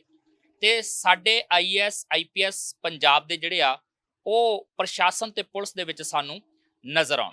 ਸਬਰ ਫਾਊਂਡੇਸ਼ਨ ਦੇ ਪ੍ਰੈਜ਼ੀਡੈਂਟ ਜਸਪ੍ਰੀਤ ਸਿੰਘ ਹੁਰੀ ਇਸ ਵੇਲੇ ਸਾਡੇ ਨਾਲ ਮੌਜੂਦ ਨੇ। ਆਪਾਂ ਇਹਨਾਂ ਦੇ ਨਾਲ ਗੱਲਬਾਤ ਕਰਦੇ ਹਾਂ। ਜਸਪ੍ਰੀਤ ਜੀ, ਸਭ ਤੋਂ ਪਹਿਲਾਂ ਤਾਂ ਜੀ ਆਇਆਂ ਟੀਵੀ ਪੰਜਾਬ ਤੇ। ਸਤਿ ਸ਼੍ਰੀ ਅਕਾਲ ਜੀ, ਸਤਿ ਸ਼੍ਰੀ ਅਕਾਲ ਜਸਵੀਰ ਜੀ। ਅ, ਨਾਮ ਤੁਹਾਡੀ ਸੰਸਥਾ ਦਾ ਇੱਕ ਮੈਂ ਕਹਿੰਦਾ ਕਿ ਸੋਹਣਾ ਵੀ ਹੈ, ਸਕੂਨ ਦੇਣ ਵਾਲਾ ਵੀ ਹੈ। ਸਬਰ ਦੀ ਵੈਸੇ ਵੀ ਗੱਲ ਕਰਦੇ ਹਾਂ ਕਿ ਸਬਰ ਸੰਤੋਖ ਦੇ ਨਾਲ ਜਿਹੜੀ ਜ਼ਿੰਦਗੀ ਕੱਟ ਲੈਣੀ ਉਹਦੇ ਨਾਲੋਂ ਬਿਹਤਰ ਨਹੀਂ ਹੁੰਦਾ। ਸਬਰ ਸਿਰਫ ਸਬਰ ਸੰਤੋਖ ਦੇ ਹਿਸਾਬ ਨਾਲ ਹੀ ਜਿਹੜਾ ਨਾਮ ਰੱਖਿਆ, ਜਾਂ ਇਹਦੇ ਮਾਇਨੇ ਕੁਝ ਹੋਰ ਤੁਹਾਡੇ ਮੁਤਾਬਕ ਨੇ, ਤੇ ਫਿਰ ਉਸ ਸਬਰ ਦੇ ਵਿੱਚ ਆਣ ਕੇ ਜਿਹੜਾ ਉਹ ਸੰਮਿਲਿਤ ਹੋ ਗਈਆਂ ਚੀਜ਼ਾਂ? ਜੀ ਇਦਾਂ ਹੈ ਕਿ ਸਬਰ ਇੱਕ ਤਾਂ ਜਿਹੜਾ ਤੁਸੀਂ ਦੱਸਿਆ ਕਿ ਸਬਰ ਕੀ ਹੈਗਾ ਆ, ਇੱਕ ਪੇਸ਼ੈਂਸ ਹੋ ਗਿਆ। ਦੂਜਾ ਸਬਰ ਅਸੀਂ ਰੱਖਿਆ ਸੀਗਾ ਜੀ, ਜਿਹੜੇ ਸਾਡੇ ਕੋਲ 3 ਬਚਦੇ ਦਰਿਆ ਰਹਿ ਜਾਂਦੇ ਆ ਪੰਜਾਬ, ਸਤਲੁਜ, ਬਿਆਸ ਦੇ ਰਾਵੀ ਦੇ ਨਾਂ ਤੇ ਅਸੀਂ ਇਹਨੂੰ ਰੱਖਿਆ ਸੀਗਾ। ਇਹ ਇਸ ਲਈ ਰੱਖਿਆ ਸੀਗਾ ਕਿ ਦੇਖੋ ਕਿਤੇ ਨਾ ਕਿਤੇ ਜੇ 66 ਦੇ ਵਿੱਚ ਜਾਂ ਆਪਣੇ 47 ਦੇ ਵਿੱਚ ਜਿਹੜੇ ਆਪਣੇ ਦਰਿਆਵਾਂ ਦੀ ਵੰਡ ਹੋਈ ਆ, ਉਹਦੇ ਵਿੱਚ ਕਿਤੇ ਨਾ ਕਿਤੇ ਪੋਲੀਟੀਕਲ ਜਿਹੜੀ ਵਿਲ ਨਾ ਹੋਣ ਦੇ ਨਾਲ ਨਾਲ ਐਡਮਿਨਿਸਟ੍ਰੇਟਿਵ ਵੀ ਕੁਝ ਗਲਤੀਆਂ ਹੋਈਆਂ ਸੀਗੀਆਂ। ਜੇ ਉੱਥੇ ਕੋਈ ਪੰਜਾਬ ਜਾਂ ਪੰਜਾਬੀਅਤ ਦੀ ਗੱਲ ਕਰਦਾ ਅਫਸਰ ਬੈਠਾ ਹੁੰਦਾ ਤੇ ਮੈਨੂੰ ਲੱਗਦਾ ਨਹੀਂ ਉਹ ਵੰਡੀਆਂ ਪੈਣੀਆਂ ਸੀਗੀਆਂ। ਤੇ ਇਸੇ ਚੀਜ਼ ਨੂੰ ਅਸੀਂ ਅੱਗੇ ਲੈ ਕੇ ਇਹ ਸਬਰ ਫਾਊਂਡੇਸ਼ਨ ਨੇ, ਜਾਣੀ ਕਿ ਜਿਹੜਾ ਤੁਸੀਂ ਦੱਸਿਆ ਹੈ ਕਿ ਅਸੀਂ ਜਿਹੜਾ ਇੱਕ ਟ੍ਰੇਨਿੰਗ ਐਡਮਿਨਿਸਟ੍ਰੇਸ਼ਨ ਦੀ ਸ਼ੁਰੂ ਕਰਨ ਲੱਗੇ ਆ, ਸੋ ਇਹ ਇੱਕ ਨਾਂ ਜਿਹੜਾ ਆ ਅਸੀਂ 3 ਦਰਿਆਵਾਂ ਦੇ ਪਲੱਸ ਪੇਸ਼ੈਂਸ, ਇਹਦੇ 2 ਮਤਲਬ ਨਿਕਲਦੇ ਆ ਜੀ। ਬਿਲਕੁਲ। ਹੁਣ ਬਹੁਤ ਸਾਰੇ ਪੰਜਾਬੀ ਨੇ ਜਿਹੜੇ ਕਹਿੰਦੇ, ਬਹੁਤ ਸਾਰੀਆਂ ਸੰਸਥਾਵਾਂ ਵੀ ਨੇ, ਜਿਵੇਂ ਤੁਹਾਡੀ ਵੀ ਸੰਸਥਾ ਹੈਗੀ ਹੈ ਸਬਰ ਫਾਊਂਡੇਸ਼ਨ, ਬਹੁਤ ਸਾਰੀਆਂ ਹੋਰ ਸੰਸਥਾਵਾਂ ਨੇ ਜਿਹੜੀਆਂ ਤਰ੍ਹਾਂ ਦੇ ਤਰੀਕਿਆਂ ਦੇ ਨਾਲ, ਜੋ ਉਹਨਾਂ ਦਾ ਯਥਾ ਸੰਭਵ ਸਮਰੱਥਾ ਦੇ ਮੁਤਾਬਕ, ਉਹ ਕਹਿੰਦੇ ਕਿ ਅਸੀਂ ਪੰਜਾਬ ਨੂੰ ਬਚਾਉਣ ਦੀ ਕੋਸ਼ਿਸ਼ ਕਰਦੇ ਹਾਂ, ਪੰਜਾਬ ਨੂੰ ਅੱਗੇ ਤੋਰਨ ਦੀ ਕੋਸ਼ਿਸ਼ ਕਰਦੇ ਹਾਂ। ਉਹਦੇ ਵਿੱਚ ਜੋ ਜਿਹਨੂੰ ਲੱਗਦਾ ਕਿ ਇਹ ਠੀਕ ਚੀਜ਼ ਹੈ ਉਹ ਕਰਦਾ ਪਿਆ। IAS IPS ਪੰਜਾਬ ਦੇ ਵਿੱਚ ਬਣਨੇ ਚਾਹੀਦੇ ਆ। ਪੜ੍ਹਾਈ ਬਹੁਤ ਮਹਿੰਗੀ ਆ, ਖਰਚਾ ਬਹੁਤ ਹੁੰਦਾ ਆ। ਪੰਜਾਬ ਦੀ ਜਵਾਨੀ ਕਈ ਵਾਰੀ ਇਸ ਕਰਕੇ ਬਹੁਤ ਸਾਰੇ ਲੋਕ ਕਾਬਲ ਹੁੰਦੇ ਆ, ਪਰ ਮਾਰਗਦਰਸ਼ਨ ਤੇ ਪੈਸਾ ਨਾ ਹੋਣ ਦਾ ਕਰਕੇ ਪਿੱਛੇ ਰਹਿ ਜਾਂਦੇ ਆ। ਇਸ ਪਾਸੇ ਵਿਸ਼ੇਸ਼ ਤੌਰ ਤੇ ਕੰਮ ਕਰਨ ਦੇ ਵੱਲ ਹੀ ਕਿਉਂ ਜਿਹੜਾ ਉਹ ਸੋਚਿਆ ਕਿ ਹਾਂ ਆਹ ਕੰਮ ਪੰਜਾਬ ਦੇ ਲਈ ਕਰਨ ਦੀ ਲੋੜ ਆ? ਕਿਤੇ ਮਨ ਦੇ ਅੰਦਰ ਇਹ ਕਿਤੇ ਆਪਣੀ ਸੀਗੀ ਕਿ ਮੈਂ IAS ਜਾਂ IPS ਬਣਨਾ ਸੀਗਾ, ਤੇ ਉਹ ਕਿਤੇ ਖਟਕਦਾ ਆ ਬੰਦੇ ਨੂੰ ਕਿ ਮੈਂ ਉਦੋਂ ਨਹੀਂ ਬਣ ਸਕਿਆ, ਤੇ ਚਲੋ ਮੈਂ ਨਹੀਂ ਬਣ ਸਕਿਆ, ਮੈਂ ਹੁਣ ਹੋਰਾਂ ਨੂੰ ਬਣਾਵਾਂਗਾ? ਜਾਂ ਕਈ ਵਾਰੀ ਬੈਠਦੇ ਹੋ ਤੁਸੀਂ ਲੋਕਾਂ ਦੇ ਵਿੱਚ ਤੇ ਉਹ ਚੀਜ਼ਾਂ ਲੱਗਦੀਆਂ ਕਿ ਨਹੀਂ ਯਾਰ, ਆਹ ਚੀਜ਼ਾਂ ਤਾਂ ਬਾਕੀ ਵੀ ਕਰੀ ਜਾਂਦੇ, ਮੈਨੂੰ ਕੁਝ ਵੱਖਰਾ ਕਰਨਾ ਚਾਹੀਦਾ ਜਿਹੜਾ ਪੰਜਾਬ ਦੇ ਭਵਿੱਖ ਲਈ ਬਿਹਤਰ ਹੋਵੇ? ਦੇਖੋ, ਜੇ ਤੁਸੀਂ ਬੈਕਗਰਾਊਂਡ ਦੀ ਗੱਲ ਕਰਦੇ ਆ ਜੀ, ਮੇਰੀ 2 ਜਨਰੇਸ਼ਨਸ ਮੇਰੀਆਂ, ਮੇਰੇ ਫਾਦਰ ਸਾਹਿਬ ਪੁਲਿਸ 'ਚ ਰਹੇ ਆ ਜੀ, ਮੇਰੇ ਗ੍ਰੈਂਡਫਾਦਰ ਪੁਲਿਸ 'ਚ ਰਹੇ ਆ। ਪਰ ਮੈਂ ਕਿਸੇ, ਜਾਣੀ ਕਿ ਮੈਂ ਸ਼ੁਰੂ ਤੋਂ ਬਿਜ਼ਨਸ ਮਾਈਂਡਡ ਸੀਗਾ, ਬਿਜ਼ਨਸ ਵੱਲ ਆ ਗਿਆ ਤੇ ਪਿਛਲੇ 6-7 ਸਾਲ ਤੋਂ ਸੋਸ਼ਲ ਵਰਕ ਵੱਲ ਆ। ਬਟ ਜਿਹੜੀ ਇਸ ਪ੍ਰੋਜੈਕਟ ਨੂੰ ਸ਼ੁਰੂ ਕਰਨ ਦਾ ਕੰਮ ਕੀ ਹੈ ਕਿ ਜਦੋਂ ਕਿਉਂਕਿ ਮੈਂ ਹਿਸਟਰੀ ਪੜ੍ਹਨ ਦਾ ਬਹੁਤ ਸ਼ੌਕੀਨ ਆ ਜੀ, ਤੇ ਜੇ ਆਪਾਂ ਹਿਸਟਰੀ ਦੀ ਗੱਲ ਕਰੀਏ ਤੇ ਆਪਣੇ ਇਤਿਹਾਸ ਦੇ ਵਿੱਚ ਪੰਜਾਬ ਨੂੰ ਕਦੀ ਕੋਈ ਸਟੇਟਸਮੈਨ ਨਹੀਂ ਮਿਲਿਆ ਆਫਟਰ ਮਹਾਰਾਜਾ ਰਣਜੀਤ ਸਿੰਘ, ਜੋ ਜੇ ਆਪਾਂ ਦੇਖਿਆ ਜਾਵੇ ਤਾਂ। ਤੇ ਇੱਕ ਪੋਲੀਟੀਕਲ, ਆਪਾਂ ਹਰ ਬੰਦੇ ਜਾਣੀ ਕਿ ਕਦੀ ਰਾਜਨੀਤੀ ਕੋਈ ਸਹੁੰ ਖਾ ਕੇ ਆ ਜਾਂਦਾ ਹੈ ਜੀ, ਕੋਈ ਬਦਲਾਅ ਦੀ ਰਾਜਨੀਤੀ ਕਰਨ ਲੱਗ ਪੈਂਦਾ ਆ। ਪਰ ਐਂਡ ਆਫ ਦਾ ਡੇ ਆਪਾਂ ਇਹ ਭੁੱਲ ਜਾਂਦੇ ਆ ਕਿ ਜਿਹੜਾ ਪੋਲੀਟੀਕਲ ਲੋਕ ਹੁੰਦੇ ਨੇ, ਈਵਨ ਕੋਈ ਲੈਜਿਸਲੇਟਿਵ ਅਸੈਂਬਲੀ ਆਪਾਂ ਭੇਜਦੇ ਆ, ਉਹਨਾਂ ਕੋਲ ਸਿਗਨੇਟਰੀ ਪਾਵਰ ਨਹੀਂ ਹੁੰਦੀ ਜੀ। ਸਿਗਨੇਟਰੀ ਸਾਡੇ ਐਡਮਿਨਿਸਟ੍ਰੇਟਿਵ ਕੋ ਹੁੰਦੀ ਆ ਜਾਂ ਜੁਡੀਸ਼ਰੀ ਕੋ ਹੁੰਦੀ ਆ। ਤੇ ਅਸੀਂ ਉਹਨੂੰ ਕਹਿ ਲਓ ਕਿ ਅਸੀਂ ਘਰ ਘਰ ਪ੍ਰਧਾਨਤਾ ਪੈਦਾ ਕਰਨ ਲੱਗ ਪਏ ਆ, ਪੋਲੀਟੀਕਲ ਪਾਰਟੀ ਜੁਆਇਨ ਕਰਨ ਲੱਗ ਪਏ ਆ। ਉਹਨਾਂ ਮਗਰ ਲੱਗ ਕੇ ਜਦੋਂ ਅੱਜ ਜੋ ਹਾਲਾਤ ਹੋ ਗਿਆ ਕਿ ਜੇ ਕਿਤੇ ਧੂੜ ਉੜਦੀ ਆ ਤੇ ਆਪਾਂ ਪੰਜਾਬੀ ਐਵੇਂ ਮਗਰ ਧੂੜ ਉਡਾਉਣ ਲੱਗ ਪੈਂਦੇ ਆ। ਬਟ ਜੋ ਸੱਚਾਈ ਇਹ ਆ ਕਿ ਜਿਹੜੀ ਸਿਸਟਮ ਨੂੰ ਚਲਾਉਣਾ ਆ ਜਾਂ ਸਿਸਟਮ ਤੇ ਬਾਜ਼ ਨਜ਼ਰ ਰੱਖਣੀ, ਉਹ ਇੱਕ ਐਡਮਿਨਿਸਟ੍ਰੇਸ਼ਨ ਨੇ ਰੱਖਣੀ ਹੁੰਦੀ ਆ। ਤੇ ਉਹ ਐਡਮਿਨਿਸਟ੍ਰੇਸ਼ਨ ਦੇ ਵਿੱਚ ਸਾਡਾ ਜਿਹੜਾ ਯੋਗਦਾਨ ਬਹੁਤ ਘੱਟ ਆ ਪੰਜਾਬੀਆਂ ਦਾ। ਤੇ ਉਹਦੇ ਕਰਕੇ ਅਸੀਂ ਫਿਰ ਸੋਚਿਆ ਕਿ ਕਿਉਂ ਨਾ ਕਿ ਜਿੰਨਾ ਕੁ ਅਸੀਂ ਕਰ ਸਕੀਏ, ਅਸੀਂ ਬੱਚਿਆਂ ਨੂੰ ਸਿਵਲ ਸਰਵਿਸਿਜ਼ ਦੀ ਤਿਆਰੀ ਕਰਾਈਏ ਕਿ ਵੱਧ ਤੋਂ ਵੱਧ ਜਿਹੜੇ ਆਪਣੇ ਕਹਿ ਲਓ ਕਿ ਹਾਇਰ ਐਂਡਸ ਦੇ ਵਿੱਚ ਉੱਚੇ ਅਹੁਦਿਆਂ ਦੇ ਉੱਤੇ ਪੰਜਾਬੀ ਜਾ ਕੇ ਬੈਠਣ। ਕਿਉਂਕਿ ਇੱਕ ਕਿਸੇ ਵੀ ਸਟੇਟ ਦਾ ਬੰਦਾ ਹੋਵੇ, ਉਹਨੇ ਆਪਣੀ ਸਟੇਟ ਦਾ ਦੇਖਣਾ ਹੁੰਦਾ। ਇੱਕ ਸਿਆਣਾ ਅਫਸਰ ਹੋਵੇ, ਆਪਣੇ ਪਿੰਡ ਦੇ ਨਾਲ ਉਹ 10 ਪਿੰਡਾਂ ਦਾ ਵੀ ਭਲਾ ਕਰ ਜਾਂਦਾ ਆ। ਸੋ ਇਸ ਕਰਕੇ ਅਸੀਂ ਇਹ ਜਿਹੜੀ ਸੋਚਿਆ ਕਿ ਇਸ ਜਿਹੜੀ ਤਿਆਰੀ ਨੂੰ ਸ਼ੁਰੂ ਕੀਤਾ ਜਾਵੇ ਜੀ। ਬਿਲਕੁਲ, ਇੱਕ ਕਹਿ ਸਕਦੇ ਕਿ ਬੜੀ ਦੂਰ ਅੰਦੇਸ਼ੀ ਦੇ ਨਾਲ ਇਸ ਚੀਜ਼ ਨੂੰ ਲੈ ਕੇ ਜਿਹੜੀ ਹੈ ਇਹ ਸ਼ੁਰੂਆਤ ਕੀਤੀ ਹੈ। ਇੱਕ ਮੋਟੇ ਤੌਰ ਤੇ ਮੈਂ ਚਾਹੁੰਦਾ ਹਾਂ ਕਿ ਕਈ ਵਾਰੀ ਇੰਝ ਵੀ ਲੱਗਦਾ ਹੁੰਦਾ ਕਿ ਟ੍ਰੇਨਿੰਗ ਦੇਣਾ IAS IPS ਦੇ ਲਈ ਸ਼ਾਇਦ ਸੌਖਾ ਕੰਮ ਹੈ। ਉੱਥੇ ਕੀ ਹੈ ਕਿ ਤੁਸੀਂ ਹਾਇਰ ਕਰਦੇ ਹੋ, ਟ੍ਰੇਨਰ ਹਾਇਰ ਕਰਦੇ ਹੋ ਤੇ ਉਹਨੂੰ ਤਨਖਾਹ ਦਿੰਦੇ ਹੋ ਜਾਂ ਕੁਝ ਖਰਚੇ ਉਹਨੂੰ ਵੀ ਕਹਿੰਦੇ ਕਿ ਤੂੰ ਵੀ ਐਡਜਸਟ ਕਰ ਲਾ, ਅਸੀਂ ਭਲਾਈ ਕਰਦੇ ਹਾਂ। ਇੱਕ ਜੇ ਵਿਦਿਆਰਥੀ ਨੇ ਤਿਆਰੀ ਕਰਨੀ ਹੋਵੇ, ਵੈਸੇ ਤੁਸੀਂ ਤਾਂ ਕਹਿੰਦੇ ਆ ਕਿ ਸਬਰ ਫਾਊਂਡੇਸ਼ਨ ਦੇ ਵੱਲੋਂ ਅਸੀਂ ਮੁਫਤ 'ਚ ਤਿਆਰੀ ਕਰਾਵਾਂਗੇ, ਪਰ ਜੇ ਵੈਸੇ ਜੇ ਇੱਕ ਵਿਦਿਆਰਥੀ ਨੇ ਇਹਦੇ ਲਈ ਤਿਆਰੀ ਕਰਨੀ ਹੋਵੇ ਤੇ ਕਿੰਨਾ ਕੁ ਮਹੀਨੇ ਦਾ ਖਰਚਾ ਤੇ ਕਿੰਨਾ ਕੁ ਸਾਲ ਦਾ ਖਰਚਾ? ਵੈਸੇ ਦੇਖੋ, ਜਿਹੜੀ ਪ੍ਰੋਪਰ ਸਿਵਲ ਸਰਵਿਸਿਜ਼ ਦੀ ਆਪਾਂ ਤਿਆਰੀ ਕਰਨ ਦੀ ਗੱਲ ਕਰਦੇ ਹਾਂ ਤੇ 1 ਮਹੀਨੇ ਦਾ ਦਿੱਲੀ ਜਾ ਕੇ 1.5 ਤੋਂ 2 ਲੱਖ ਰੁਪਏ ਦਾ ਖਰਚਾ ਹੈ ਜੀ। ਘੱਟੋ ਘੱਟ ਜੇ ਤੁਸੀਂ ਨੋਟਸ ਹੀ ਲੈਣੇ ਆ ਤਾਂ 70 ਤੋਂ 80 ਹਜ਼ਾਰ 'ਚ ਤੁਹਾਨੂੰ ਨੋਟਸ ਮਿਲਦੇ ਆ ਜੀ ਉੱਥੇ। ਸੋ ਕਹਿ ਲਓ ਕਿ ਇਹ ਨਹੀਂ ਕਿ ਇੱਕ ਗਰੀਬ ਪਰਿਵਾਰ ਦਾ ਬੱਚਾ ਜਿਹੜਾ ਆ ਉਹੀ ਨਹੀਂ, ਈਵਨ ਮਿਡਲ ਫੈਮਿਲੀ ਦੇ ਬੱਚੇ ਵੀ ਇਹਨੂੰ ਕਰਨਾ ਕੋਈ ਈਜ਼ੀ ਕੰਮ ਨਹੀਂ ਹੈਗਾ, ਕਿਉਂਕਿ ਅਫੋਰਡੇਬਿਲਟੀ ਬਹੁਤ ਮੈਟਰ ਕਰਦੀ ਹੈ। ਦੂਸਰੀ ਗੱਲ ਕੀ ਹੈ ਕਿ ਸਕਸੈਸਫੁਲ ਹੋਣਾ, ਇਹ ਇੱਕ ਕਹਿ ਲਓ ਕਿ ਸਾਡੇ ਦੇਸ਼ ਦਾ ਸਭ ਤੋਂ ਟਫੈਸਟ ਐਗਜ਼ਾਮ ਆ ਜੀ। ਇਹ 'ਚ ਜਿਹੜੀ ਕਹਿ ਲਓ ਕਿ ਇਹ ਰੇਸ਼ੋ ਆ ਜਿਹੜੀ ਪਾਸ ਹੋਣ ਦੀ ਨਾ ਬੱਚਿਆਂ ਦੀ ਬਹੁਤ ਘੱਟ ਆ ਉੱਪਰ ਤੱਕ ਪਹੁੰਚਣ ਦੀ। ਸੋ ਇਸ ਕਰਕੇ ਬਹੁਤ ਘੱਟ ਫੈਮਲੀਜ਼ ਨੇ ਜਾਂ ਬੱਚੇ ਨੇ ਜਿਹੜਾ ਉਹ ਰਿਸਕ ਲੈਂਦੀਆਂ ਆ। ਤੇ ਜ਼ਿਆਦਾਤਰ ਆ ਮੈਨੂੰ ਜੋ ਮੈਂ ਲੋਕਾਂ ਨਾਲ ਗੱਲ ਕੀਤਾ ਪਿਛਲੇ 2-4-5 ਮਹੀਨੇ ਤੋਂ ਇਸ ਪ੍ਰੋਜੈਕਟ ਦੇ ਉੱਤੇ ਰਿਸਰਚ ਕਰ ਰਹੇ ਆ, ਉਹਦੇ ਵਿੱਚ ਅਸੀਂ ਜੋ ਨੋਟ ਕੀਤਾ ਉਹ ਇਹ ਹੈ ਕਿ ਬਹੁਤ ਜ਼ਿਆਦਾ ਲੋਕ ਮੋਨੀਟਰੀ ਕਰਕੇ ਇਹਦੇ ਵੱਲ ਪਾਰਟਿਸਿਪੇਟ ਨਹੀਂ ਕਰਦੇ, ਜਾਂ ਉਹਨਾਂ ਨੂੰ ਲੱਗਦਾ ਕਿ ਅਸੀਂ ਆਪਣਾ ਟਾਈਮ ਜਾਂ ਪੈਸਾ ਬਰਬਾਦ ਕਰਾਂਗੇ। ਸੋ ਇਸ ਕਰਕੇ ਇੱਕ ਤਾਂ ਹੋ ਗਿਆ ਜੀ ਇਹ ਚੀਜ਼। ਦੂਸਰਾ ਅਸੀਂ ਕੀ ਕੀਤਾ ਆ, ਐਜੂਕੇਸ਼ਨ ਦੇ ਨਾਲ ਨਾਲ ਅਸੀਂ ਪੰਜਾਬ ਦੇ ਬਹੁਤ ਸਾਰੇ ਆਫਿਸਰਸ ਨੂੰ ਕੰਟੈਕਟ ਕੀਤਾ ਆ, ਉਹਨਾਂ ਨੂੰ ਇੱਕ ਰਿਕੁਐਸਟ ਕੀਤੀ ਹੈ ਕਿ ਸਾਨੂੰ ਆਪਣੇ ਪੂਰੇ ਸਾਲ ਦੇ ਵਿੱਚੋਂ ਇੱਕ ਦਿਨ ਦਿਓ, ਤੇ ਉਸ ਦਿਨ ਦੇ ਵਿੱਚ ਅਸੀਂ ਉਹਨਾਂ ਨੂੰ ਕਿਹਾ ਕਿ ਅਸੀਂ ਇਹਨਾਂ ਬੱਚਿਆਂ ਦੇ ਨਾਲ 1-to-1 ਇੰਟਰੈਕਸ਼ਨ ਕਰਾਵਾਂਗੇ, ਕਿਉਂਕਿ ਜੋ ਇੱਕ ਆਫਿਸਰ ਜਿਹਨੇ ਐਗਜ਼ਾਮ ਕਰੈਕ ਕੀਤਾ ਆ ਉਹ ਜੋ ਉਹਨਾਂ ਨੂੰ ਕਾਉਂਸਲ ਕਰ ਸਕਦਾ ਆ ਜਾਂ ਇੰਪ੍ਰੈਸ ਕਰ ਸਕਦਾ ਉਹ ਟੀਚਰ ਨਹੀਂ ਕਰ ਸਕਦਾ। ਕਿਉਂਕਿ ਟੀਚਰ ਦਾ ਇੱਕ ਕਹਿ ਲਓ ਕਿ ਟੀਚਰ ਨੇ ਤਾਂ ਇੱਕ ਉਹੀ ਜੋ ਨੋਟਸ ਦੇਣੇ ਆ ਜਾਂ ਉਹਨੂੰ ਗਾਈਡ ਕਰਨਾ ਆ, ਪਰ ਜਿਹੜੀ ਕਾਉਂਸਲਿੰਗ ਜਿਹੜੇ ਆਫਿਸਰ ਫੀਲਡ 'ਚ ਲੱਗਾ ਆ ਜਾਂ ਉਹ ਚੀਜ਼ ਨੂੰ ਆਪਣੇ ਟਾਈਮ ਵਿੱਚ ਸਾਲ 2 ਸਾਲ 5 ਸਾਲ ਪਹਿਲਾਂ ਕਰੈਕ ਕੀਤਾ ਆ, ਉਹ ਜਿਹੜੀ ਜ਼ਿਆਦਾ ਹੈਲਪਫੁਲ ਹੋਊਗਾ। ਸੋ ਅਸੀਂ ਇੱਕ ਤਰ੍ਹਾਂ ਦਾ ਪ੍ਰੋਪਰ ਕਹਿ ਲਓ ਕਿ ਇੱਦਾਂ ਦਾ ਇਨਵਾਇਰਮੈਂਟ ਕ੍ਰੀਏਟ ਕਰਨਾ ਚਾਹੁੰਦੇ ਆ ਪੰਜਾਬ ਦੇ ਵਿੱਚ ਕਿ ਹਰ ਪਿੰਡ ਦੇ ਵਿੱਚ ਮੇਰੀ ਜੋ ਕਹਿ ਲਓ ਕਿ ਸੋਚ ਇਹ ਹੈ ਕਿ ਹਰ ਪਿੰਡ ਦੇ ਵਿੱਚ ਐਟਲੀਸਟ ਇੱਕ ਬੱਚਾ ਤਾਂ ਆਪਾਂ ਚੂਜ਼ ਕਰ ਸਕਦੇ ਹਾਂ ਨਾ ਜੀ। ਜੇ ਕੱਲ ਨੂੰ 12,000 ਬੱਚਾ ਆਪਣਾ ਪੰਜਾਬ ਦਾ ਐਂਟਰੈਂਸ ਐਗਜ਼ਾਮ ਦੇਊਗਾ, ਗਰੰਟੀ ਆ 100-200 ਦਾ ਚੋਣ ਹੋਊਗੀ ਜੀ ਉਹਦੇ ਵਿੱਚ। ਸੋ ਇਸ ਕਰਕੇ ਵੱਡਾ ਪਲਾਨ ਲੈ ਕੇ ਚੱਲੇ ਆ ਜੀ, ਬਾਕੀ ਪ੍ਰਮਾਤਮਾ ਮਿਹਰ ਕਰੇ। ਤੁਸੀਂ ਜਿਵੇਂ ਦੱਸਿਆ ਕਿ ਜੇ ਖਰਚਾ ਕਰਨਾ ਹੋਵੇ ਤਾਂ ਇੱਕ ਵਿਦਿਆਰਥੀ ਦਾ 1.5 ਤੋਂ ਲੈ ਕੇ 2 ਲੱਖ ਰੁਪਇਆ ਮਹੀਨੇ ਦਾ ਖਰਚਾ ਆ। ਜਸਪ੍ਰੀਤ ਸਿੰਘ ਏਡੇ ਸਮਰੱਥ ਬਿਜ਼ਨਸਮੈਨ ਹੈਗੇ ਆ ਕਿ ਇਹ ਇੱਕ ਵਿਦਿਆਰਥੀ ਦਾ ਜਿਹੜਾ ਆ ਉਹ 1.5-2 ਲੱਖ ਰੁਪਇਆ ਜਿਹੜਾ ਮਹੀਨੇ ਦਾ ਆਪਣੀ ਜੇਬ ਦੇ ਵਿੱਚੋਂ ਖਰਚਣ ਦੀ ਜਿਹੜਾ ਰੱਖਦੇ ਆ, ਸਮਰੱਥਾ ਰੱਖਦੇ ਆ, ਜਾਂ ਇਹਦੇ ਲਈ ਕੁਝ ਕਿਸੇ ਸੰਸਥਾ ਨੇ ਜਾਂ ਕਿਸੇ ਹੋਰ ਵਿਅਕਤੀ ਨੇ ਜਾਂ ਤੁਹਾਡੀ ਸੰਸਥਾ ਦੇ ਵਿੱਚ ਹੀ ਵੱਖਰੇ ਵੱਖਰੇ ਲੋਕ ਜਿਹੜੇ ਜੁੜੇ ਹੋਏ ਆ ਉਹ ਆਪਣਾ ਯੋਗਦਾਨ ਪਾ ਰਿਹਾ। ਇਹ ਕਿਵੇਂ ਸੰਭਵ ਬਣਾਉਣ ਦੀ ਕੋਸ਼ਿਸ਼ ਕਰ ਰਹੇ ਹੋ? ਕਿਉਂਕਿ ਮੈਨੂੰ ਲੱਗਦਾ ਕਿ ਇਹਦੇ ਵਿੱਚ ਆਰਥਿਕ ਜੇ ਪੈਕੇਜ ਤੁਹਾਡੇ ਕੋਲ ਨਹੀਂ ਆ, ਰਿਸੋਰਸ ਪੂਰੇ ਨਹੀਂ ਆ, ਤੇ ਫਿਰ ਇਹ ਗੱਲਾਂ ਹੀ ਬਣ ਕੇ ਰਹਿ ਜਾਣੀਆਂ, ਉਹ ਕੋਈ ਸਾਰਥਕ ਨਤੀਜੇ ਦੇ ਨਹੀਂ ਪਾਉਣਗੀਆਂ। ਹਾਂਜੀ, ਮੈਂ ਉਹੀ ਦੱਸਦਾ ਜੀ। ਹੁੰਦਾ ਕੀ ਹੈ ਜੀ, ਜਿਹੜਾ ਆਪਾਂ ਲੋਕ ਨਾ ਕੰਪੀਟੀਸ਼ਨ ਜਿਹੜਾ ਮੋਨੀਟਰੀ ਜਿੱਦਾਂ ਤੁਸੀਂ ਗੱਲ ਕੀਤੀ ਹੈ ਉਹਦਾ, ਅਸਲ ਦੇ ਵਿੱਚ ਕੋਈ ਵੀ ਜ਼ਿੰਦਗੀ 'ਚ ਕਾਮਯਾਬ ਹੋਣ ਲਈ ਨੈਟਵਰਕਿੰਗ ਹੁੰਦੀ ਹੈ ਜੀ। ਤੁਹਾਡਾ ਨੈਟਵਰਕ ਹੋਣਾ ਚਾਹੀਦਾ। ਪੈਸਾ ਅਹਿਮੀਅਤ ਰੱਖਦਾ ਆਪਣੀ ਜਗ੍ਹਾ 'ਤੇ। ਸੋ ਇਹਦੇ ਲਈ ਜਦੋਂ ਇਹ ਅਸੀਂ ਪ੍ਰੋਜੈਕਟ ਬਾਰੇ ਡਿਸਕਸ ਕੀਤਾ, ਮੈਂ ਮਾਰਚ ਦਾ ਇਸ ਪ੍ਰੋਜੈਕਟ 'ਤੇ ਅਸੀਂ ਕੰਮ ਕਰ ਰਹੇ ਹਾਂ, ਕਾਫੀ ਮੈਂ ਜਥੇਬੰਦੀਆਂ ਕੋਲ ਗਿਆ, ਆਰਗੇਨਾਈਜੇਸ਼ਨਸ ਕੋਲ ਗਿਆ, ਜਿਹੜੇ ਕਾਫੀ ਪੰਜਾਬ ਦੇ ਫਿਲੈਂਥਰੋਪੀ ਸੋਚ ਵਾਲੇ ਲੋਕ ਉਹਨਾਂ ਕੋਲ ਗਿਆ, ਤੇ ਸਾਰਿਆਂ ਨੂੰ ਇਹੀ ਗੱਲ ਲੱਗੀ ਜੋ ਤੁਸੀਂ ਕਿਹਾ ਕਿ ਸ਼ਾਇਦ ਇਹ ਕੱਲ ਨੂੰ ਕਾਮਯਾਬ ਨਾ ਹੋਵੇ। ਫਿਰ ਮੇਰੀ ਅਖੀਰ ਦੇ ਵਿੱਚ ਮੈਂ ਖਾਲਸਾ ਏਡ ਨਾਲ ਗੱਲ ਕੀਤੀ, ਕਿਉਂਕਿ ਮੈਂ ਉਹਨਾਂ ਨਾਲ ਕਾਫੀ ਚਿਰ ਤੋਂ ਮੈਂ ਜੁੜਿਆ ਹੋਇਆ ਹਾਂ, ਤੇ ਉਹਨਾਂ ਨੇ ਸਾਨੂੰ ਫੁੱਲ ਸਪੋਰਟ ਕਰਨ ਦੇ ਲਈ ਅੱਗੇ ਆਏ, ਪਹਿਲ ਕਦਮੀ ਕੀਤੀ। ਤੇ ਸਾਡਾ ਜਿਹੜਾ ਇੱਕ ਤਰ੍ਹਾਂ ਕਹਿ ਲਓ ਕਿ ਸਾਡੇ ਜਿਹੜੇ ਫਾਈਨੈਂਸ਼ੀਅਲ ਪਾਰਟਨਰਸ ਨੇ, ਜੋ ਸਾਡਾ ਕਹਿ ਲਓ ਕਿ ਉਹ ਖਾਲਸਾ ਏਡ ਸਾਡਾ ਖਰਚਾ ਚੱਕ ਰਹੀ ਹੈ ਸਾਡਾ ਇਸ ਪ੍ਰੋਜੈਕਟ ਦੇ ਉੱਤੇ। ਤੇ ਬਾਕੀ ਕਹਿ ਲਓ ਕਿ ਜਿਹੜੀ ਆਪਣੀ ਗੱਲ ਹੈ ਕਿ ਤੁਸੀਂ ਕਹੀ ਕਿ ਕਾਮਯਾਬ ਹੋਣ ਦਾ, ਦੇਖੋ ਗੱਲ ਇਹ ਕਿ ਇੱਕ ਵਿਲ ਹੋਣੀ ਚਾਹੀਦੀ ਹੈ। ਜਦੋਂ ਆਪਾਂ ਕਿਸੇ ਰਸਤੇ 'ਤੇ ਤੁਰ ਪੈਂਦੇ ਹਾਂ ਤੇ ਕਹਿ ਲਓ ਕਿ ਆਪਾਂ ਆਪਣੇ ਆਪ ਹੀ ਮੰਜ਼ਿਲ 'ਤੇ ਪਹੁੰਚ ਜਾਂਦੇ ਹਾਂ। ਬਸ ਪਹਿਲਾ ਸਟੈਪ ਲੈਣ ਦੀ ਲੋੜ ਹੁੰਦੀ ਆ। ਸੋ ਅਸੀਂ ਪਹਿਲਾ ਸਟੈਪ ਲੈ ਲਿਆ ਆ। ਆਪਣੀ ਪੂਰੀ 1 ਸਾਲ ਦੀ ਅਸੀਂ ਆਪਣੀ ਫੰਡਿੰਗ ਨਾਲ ਲੈ ਕੇ ਤੁਰੇ ਹਾਂ, ਤੇ ਜੇ ਆਹ ਪ੍ਰੋਜੈਕਟ ਸ਼ੁਰੂ ਹੋਗਾ, ਸਾਲ ਛੱਡੋ, ਮੈਨੂੰ ਲੱਗਦਾ ਮੈਂ ਤੁਹਾਨੂੰ ਅੱਗੇ ਕਿਹਾ ਕਿ ਅਸੀਂ 200 ਬੱਚਿਆਂ ਦਾ ਸ਼ੁਰੂ ਕਰ ਰਹੇ ਹਾਂ, ਤੇ ਪ੍ਰਮਾਤਮਾ ਮਿਹਰ ਕਰੇ ਅਸੀਂ ਪੂਰੇ ਪੰਜਾਬ ਦੇ ਹਰ ਪਿੰਡ 'ਚ ਇੱਕ ਬੱਚਾ ਲਈਏ ਜੀ। ਇੱਕ ਖਰਚੇ ਦੀ ਜਿਹੜੀ ਗੱਲ ਆ, ਜਿਹੜਾ ਤੁਹਾਨੂੰ ਮੈਂ ਦੱਸਿਆ ਉਹ ਹੈਗਾ ਜੀ ਆਫਲਾਈਨ, ਜਦੋਂ ਆਪਾਂ ਬੱਚੇ ਦਿੱਲੀ ਜਾ ਕੇ ਪੜ੍ਹਦਾ ਆ। ਸੋ ਪਹਿਲੇ ਸਾਲ ਅਸੀਂ ਇੰਨਾ ਵੱਡਾ ਖਰਚਾ ਅਫੋਰਡ ਨਹੀਂ ਕਰ ਪਾ ਰਹੇ ਸੀਗੇ।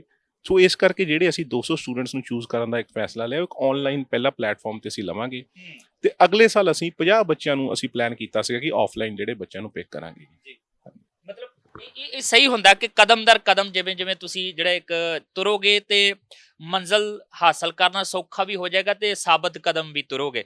ਅੱਛਾ, ਇੱਕ ਇੰਟਰਵਿਊ ਤੋਂ ਪਹਿਲਾਂ ਤੁਸੀਂ ਗੱਲ ਵੀ ਕਰਦੇ ਪਏ ਸੀਗੇ ਕਿ ਪੰਜਾਬ ਦੇ ਸਾਡੇ ਬਹੁਤ ਸਾਰੇ ਕਲਾਕਾਰ ਆ ਜਿਹੜੇ ਹਰ ਮੰਚ ਤੋਂ ਹਰ ਇੰਟਰਵਿਊ 'ਚ ਕਹਿੰਦੇ ਅਸੀਂ ਤਾਂ ਜੀ ਪੰਜਾਬ ਦੇ ਮੁੱਦੇ ਹੀ ਆ, ਅਸੀਂ ਤਾਂ ਪੰਜਾਬ ਦੀ ਸੇਵਾ ਕਰਦੇ, ਪੰਜਾਬ ਨੂੰ ਬਚਾਉਣ ਲਈ ਕਈ ਤਾਂ ਦਾਅਵੇ ਵੀ ਕਰਦੇ ਕਿ ਅਸੀਂ ਬਚਾ ਲਿਆ, ਆਹ ਕਰਤਾ ਉਹ ਕਰਤਾ। ਤੇ ਤੁਸੀਂ ਇਸ ਜਿਹੜਾ ਕੰਮ ਕਰਨਾ ਸੀ ਪੰਜਾਬ ਦੇ ਲਈ ਜਿਹੜਾ ਆ ਉਹ ਇੱਕ ਬੁੱਧੀਜੀਵੀ ਪੈਦਾ ਕਰਨ ਵਾਲੀ ਗੱਲ ਹੋ ਜਾਂਦੀ, ਇੱਕ ਅਫਸਰਸ਼ਾਹੀ ਪੈਦਾ ਕਰਨ ਵਾਲੀ ਗੱਲ ਹੋ ਜਾਂਦੀ ਹੈ। ਤੁਸੀਂ ਇਸ ਚੀਜ਼ ਲਈ ਸਿਰਫ ਇੰਨੀ ਕੁ ਦਰਖਾਸਤ ਕੀਤੀ ਸੀ ਕਿ ਪ੍ਰਮੋਟ ਕਰ ਦਿਓ ਥੋੜਾ ਜਿਹਾ, ਤੇ ਰਿਸਪੌਂਸ ਕਹਿੰਦੇ ਕੋਈ ਬਹੁਤਾ ਜ਼ਿਆਦਾ ਸਾਰਥਕ ਮਿਲਿਆ ਨਹੀਂ ਅੱਗੇ। ਦੇਖੋ ਜੀ, ਇਸ ਲਈ ਮੈਂ ਕਾਫੀ ਕਲਾਕਾਰਾਂ ਕੋ ਅਸੀਂ ਰਿਕੁਐਸਟ ਕੀਤੀ ਕਿ ਕਿਉਂਕਿ ਬਹੁਤ ਜ਼ਿਆਦਾ ਇੰਟਰਵਿਊਜ਼ ਦੇ ਵਿੱਚ ਮੰਚ ਦੇ ਕਹਿੰਦੇ ਅਸੀਂ ਪੰਜਾਬ ਬੋਲੀ ਦੀ ਸੇਵਾ ਕਰਦੇ ਹਾਂ, ਜੀ ਬਟ ਕਿਸੇ ਮੈਨੂੰ ਕਹਿ ਲਓ ਕਿ ਮੰਗੀ ਮਾਲ ਭਾਈ ਨੂੰ ਛੱਡ ਕੇ ਕਿਸੇ ਨੇ ਵੀ ਕੋਈ ਸਾਥ ਦੇਣ ਦੇ ਨਹੀਂ ਕੀਤਾ। ਕਿ ਜਿੱਦਾਂ ਕਿਸੇ ਨੇ ਇੱਥੋਂ ਤੱਕ ਕਿ ਅਸੀਂ ਇਹੀ ਕਹਿ ਰਹੇ ਸੀ ਕਿ ਸਾਡੇ ਪੋਰਟਲ ਨੂੰ ਪ੍ਰਮੋਟ ਕੀਤਾ ਜਾਵੇ, ਇਸ ਵੈਬਸਾਈਟ ਨੂੰ ਪ੍ਰਮੋਟ ਕੀਤਾ ਜਾਵੇ, ਕਿਉਂਕਿ ਸਾਡੇ ਜਿਹੜੇ ਪੋਰਟਲ ਦੇ ਰਾਹੀਂ ਜਿੰਨੀਆਂ ਸਾਨੂੰ ਵੱਧ ਤੋਂ ਵੱਧ ਐਂਟਰੀਜ਼ ਆਉਂਗੀਆਂ ਉਹਦੇ ਵਿੱਚੋਂ ਅਸੀਂ 200 ਬੱਚੇ ਜਿਹੜੇ ਇਰਰਿਸਪੈਕਟਿਵ ਆਫ ਕਾਸਟ ਕਰੀਡ ਅਸੀਂ ਉਹਨਾਂ ਨੂੰ ਚੂਜ਼ ਕਰਾਂਗੇ। ਤੇ ਬਟ ਕਿਸੇ ਨੇ ਸਾਥ ਨਹੀਂ ਦਿੱਤਾ ਜੀ। ਜੋ ਮੈਨੂੰ ਲੱਗਦਾ ਤਾਂ ਇਹੀ ਹੈ ਕਿ ਜੇ ਆਪਾਂ ਹੁਣ ਇਹ ਗੱਲ ਤੇ ਆ ਹੀ ਗਏ ਆ, ਮਾਂ ਬੋਲੀ ਦੀ ਸੇਵਾ ਕਰਨੀ ਵਧੀਆ ਗੱਲ ਹੈ ਜੀ, ਬਟ ਜੇ ਦੇਖਿਆ ਜਾਵੇ ਇੱਕ ਚੀਜ਼ ਸਾਨੂੰ ਐਨਾਲਾਈਜ਼ ਕਰਨਾ ਚਾਹੀਦੀ ਐਜ਼ ਪੰਜਾਬੀਆਂ ਨੂੰ ਕਿ ਕਿੰਨੇ ਕੁ ਸਿੰਗਰਸ ਨੇ ਜਿਹੜੀਆਂ ਆਪਣੀਆਂ ਪੰਜਾਬੀ ਯੂਨੀਵਰਸਿਟੀ ਦੇ ਵਿੱਚ, ਗੁਰੂ ਨਾਨਕ ਯੂਨੀਵਰਸਿਟੀ ਜਾਂ ਪੰਜਾਬ ਯੂਨੀਵਰਸਿਟੀ ਲੈਂਗੁਏਜ ਦੀਆਂ ਚੇਅਰਸ ਹੈਗੀਆਂ ਉੱਥੇ ਸਥਾਪਿਤ ਕੀਤੀਆਂ, ਕਿੰਨਿਆਂ ਨੇ ਉਹਨਾਂ ਨੂੰ ਫੰਡ ਕੀਤਾ ਜੀ ਅੱਜ ਤੱਕ। ਜੇ ਆਪਾਂ ਕਿਤੇ ਕੋਈ ਪ੍ਰੋਗਰਾਮ ਲਾਉਂਦੇ ਹਾਂ ਆਪਾਂ ਕਮਰਸ਼ੀਅਲ ਐਂਗਲ ਤੇ ਉਹਨੂੰ ਲਾਉਂਦੇ ਹਾਂ ਜੀ, ਆਪਾਂ ਕਿਸੇ ਦੀ ਕੋਈ ਸੇਵਾ ਨਹੀਂ ਕਰਦੇ ਹੈਗੇ। ਬਾਕੀ ਹਾਂ ਠੀਕ ਆ ਜੀ, ਤੁਸੀਂ ਇੱਕ ਜਿੱਦਾਂ ਪੁਰਾਣੇ ਕਹਿੰਦੇ ਹੁੰਦੇ ਕਿ ਜੇ ਕਿਸੇ ਸਟੇਟ ਦੇ ਵਿੱਚ ਪੀਸ ਚਾਹੀਦੇ, ਹਰ ਗਲੀ ਮਹੱਲੇ ਦੇ ਵਿੱਚ ਫਨਕਾਰ ਚਾਹੀਦਾ ਆ। ਪਰ ਇਹ ਉਹ ਗਲੀ ਮਹੱਲੇ ਦੇ ਫਨਕਾਰਾਂ ਦਾ ਮਤਲਬ ਇਹ ਸੀਗਾ ਕਿ ਉਹ ਜਿਹੜੇ ਸਾਡੇ ਕਲਚਰ ਨੂੰ, ਲੋਕ ਸੰਗੀਤ ਨੂੰ, ਲੋਕ ਬੋਲੀ ਨੂੰ ਅੱਗੇ ਲੈ ਕੇ ਜਾਣਗੇ। ਪਰ ਜਿੱਦਾਂ ਦਾ ਹੁਣ ਇਹ ਤੁਸੀਂ ਆਪ ਦੇਖੋ ਕਿ ਗਵਰਨਮੈਂਟ ਨੇ ਜਿਹੜੇ ਬੈਨ ਲਾਏ ਆ, ਕਿਤੇ ਨਾ ਕਿਤੇ ਇਸ ਚੀਜ਼ ਨੂੰ ਉਹਨਾਂ ਨੇ ਦੇਖਿਆ ਕਿ ਸਾਡੇ ਜਿਹੜੇ ਕਲਾਕਾਰ ਉਸ ਲੈਵਲ ਤੇ ਉਸ ਕਹਿ ਲਓ ਕਿ ਲੈਵਲ ਤੇ ਕਰ ਨਹੀਂ ਰਹੇ ਜੋ ਉਹਨਾਂ ਨੂੰ ਕਰਨਾ ਚਾਹੀਦਾ ਹੈ। ਤੇ ਇੱਕ ਅਲੱਗ ਹੀ ਇੱਕ ਲਹਿਰ ਜਿਹੜੀ ਸ਼ੁਰੂ ਕੀਤੀ ਹੋਈ ਹੈ।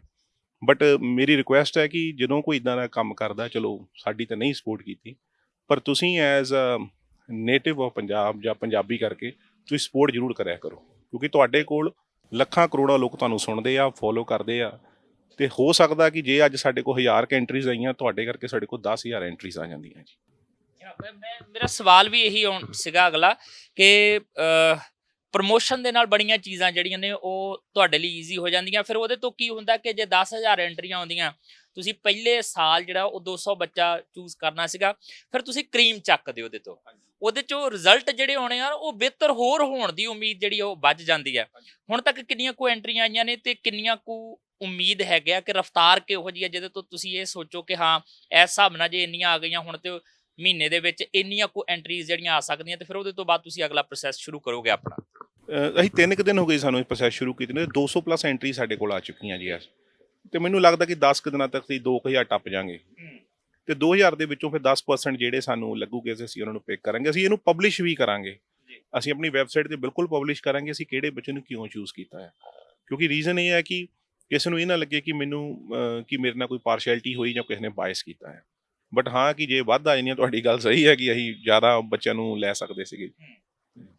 ਇੱਕ ਚੀਜ਼ ਹੋਰ, ਇੱਕ ਤਾਂ ਦੱਸ ਦਿਓ ਕਿ ਇਸ ਇੰਟਰਵਿਊ ਦੇ ਰਾਹੀਂ ਵੀ ਜੇ ਪੰਜਾਬ ਦੇ ਕਿਸੇ ਕੋਨੇ 'ਚ ਬੈਠਾ ਕੋਈ ਵਿਦਿਆਰਥੀ ਉਹਨੂੰ ਲੱਗਦਾ ਕਿ ਮੈਂ ਕੈਪੇਬਲ ਹੈਗਾ ਆ ਤੇ ਪਰ ਫਾਈਨੈਂਸ਼ਲੀ ਮੈਂ ਉਸ ਤਰੀਕੇ ਨਾਲ ਨਹੀਂ ਕਰ ਸਕਦਾ, ਤੇ ਮੈਨੂੰ ਜੇ ਇਹ ਮਦਦ ਮਿਲਦੀ ਹੈ ਤੇ ਮੈਨੂੰ ਇਹ ਲੈ ਲੈਣੀ ਚਾਹੀਦੀ ਆ, ਮੌਕਾ ਜਿਹੜਾ ਆ ਉਹ ਇਹਨੂੰ ਕੈਸ਼ ਕਰਨਾ ਚਾਹੀਦਾ, ਤੇ ਉਹ ਕਿਸ ਤਰੀਕੇ ਨਾਲ ਤੁਹਾਡੀ ਸੰਸਥਾ ਦੇ ਨਾਲ, ਸਬਰ ਫਾਊਂਡੇਸ਼ਨ ਦੇ ਨਾਲ ਰਾਬਤਾ ਬਣਾਵੇ, ਕਿਸ ਤਰੀਕੇ ਨਾਲ ਉਹ ਇਸ ਫਾਰਮ ਨੂੰ ਫਿਲ ਕਰ ਸਕਦਾ ਜਿਹਦੇ ਨਾਲ ਉਹ ਘੱਟੋ ਘੱਟ ਐਨਰੋਲ ਹੋਵੇ, ਘੱਟੋ ਘੱਟ ਇਹ ਉਮੀਦ ਹੋਵੇ ਕਿ ਜੇ ਮੈਂ ਟੈਸਟ ਵੀ ਕਲੀਅਰ ਕਰ ਜਾਂਦਾ ਤੇ ਇੱਥੋਂ ਵੀ ਐਂਟਰੈਂਸ ਟੈਸਟ ਕਲੀਅਰ ਕਰਦਾ ਤੇ ਮੈਨੂੰ ਮਦਦ ਕਾਫੀ ਸਾਰੀ ਮਿਲ ਸਕਦੀ ਤਿਆਰੀ ਲਈ?